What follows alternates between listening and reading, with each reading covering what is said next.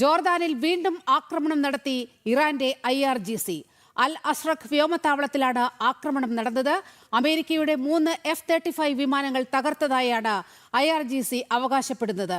കുവൈറ്റിലെ US വ്യോമത്താവളത്തിലും Iran ആക്രമണം നടത്തി. വിവരങ്ങളുമായി ഐസൻ ജോസാണ് ചേരുന്നത്. ഐസൻ, IRGC തന്നെ പുറത്തുവിട്ട ദൃശ്യങ്ങൾ, ഭയാനകമായ ദൃശ്യങ്ങളാണ് IRGC തന്നെ പുറത്തുവിട്ടിരിക്കുന്നത്.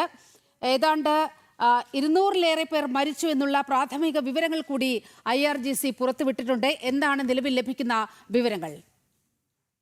നീലിമ, ഇപ്പോൾ നമുക്ക് ലഭ്യമാകുന്ന വിവരങ്ങളനുസരിച്ച് ആക്രമണം നടത്തിയെന്നൊരു സ്ഥിരീകരണം IRGCയുടെ ഭാഗത്തു നിന്നുണ്ടായിട്ടുണ്ട്. അതിൽ വളരെ കൃത്യമായി പറയുന്നത് IRGC അവകാശപ്പെടുന്നത് F-35 വിമാനങ്ങളൊക്കെ തകർത്തു എന്നൊരു നിലപാടും കൂടി അറിയിക്കുന്നുണ്ട്.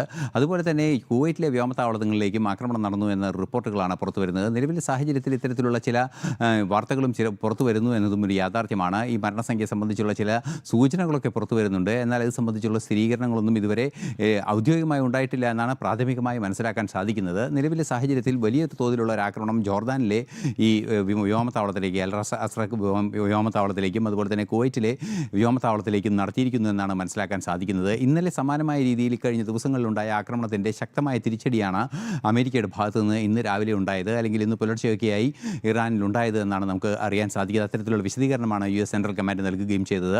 മാത്രമല്ല, ഇറാഖിലും ഈ IRGCയെ പിന്തുണയ്ക്കുന്ന സംവിധാനങ്ങളിൽ നിന്നും ആക്രമണം ഉണ്ടായിരുന്നു. അവിടെയും ആക്രമണം നടത്തിയ ഒരു നീക്കം US-ൻ്റെയും സൗദി അറേബ്യയും സംയുക്തമായി ചെയ്ത ഒരു നീക്കമുണ്ടായിരുന്നു. അത്തരത്തിലുള്ള തിരിച്ചടി വീണ്ടും ശക്തമായി അമേരിക്ക തുടരുമെന്ന് ഇന്നലെ ട്രംപ് അറിയിക്കുകയും ഇന്ന് പുലർച്ചെയോടെ അതിശക്തമായ ആക്രമണങ്ങൾ ആരംഭിക്കുകയും ചെയ്തൊരു സാഹചര്യത്തിൽ വീണ്ടും പ്രകോപനപരമായൊരു നീക്കവുമായി ഇറാൻ രംഗത്തെത്തുന്നത് ഗൗരവതരമായൊരു സാഹചര്യം തന്നെയാണ് സൃഷ്ടിക്കുക എന്നാണ് മനസ്സിലാക്കാൻ സാധിക്കുന്നത്. കുവൈറ്റിലും ജോർദാനിലും ഇപ്പോൾ തന്നെ ആക്രമണം നടത്തി കഴിഞ്ഞു. ഇനി മറ്റു വ്യോമത്താവളങ്ങളെ കൂടി ലക്ഷ്യമിടുകയാണെങ്കിൽ, അല്ലെങ്കിൽ സൈനിക താവളങ്ങളെ കൂടി ലക്ഷ്യമിടുകയാണെങ്കിൽ കടുത്ത ആക്രമണം അല്ലെങ്കിൽ കടുത്ത പ്രത്യാക്രമണം ഇറാനെതിരെ അമേരിക്കയുടെ ഭാഗത്ത് നിന്ന് ഒരുപക്ഷെ വൈകാതെ തന്നെ, അല്ലെങ്കിൽ രാത്രി വൈകി നടക്കുന്ന ആക്രമണങ്ങൾ അതിന് മുൻപേ തന്നെ നടക്കാനുള്ള സാധ്യതയും തള്ളിക്കളയാനാവില്ല.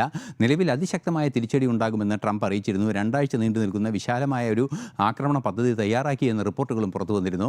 ഇതെല്ലാം ചേർത്ത് വായിക്കുമ്പോൾ അതിശക്തമായ ഒരു ആക്രമണം ഇന്നും ഉണ്ടാകും ഇറാനെതിരെ എന്നത് വ്യക്തവുമാണ്. നീലിമ. ശരി ഐസൺ, ജോർദാനിൽ വീണ്ടും ആക്രമണം നടത്തിയിരിക്കുകയാണ് ഇറാന്റെ IRGC. അൽ അസ്രഖ് വ്യോമത്താവളത്തിലാണ് ആക്രമണം നടന്നത്.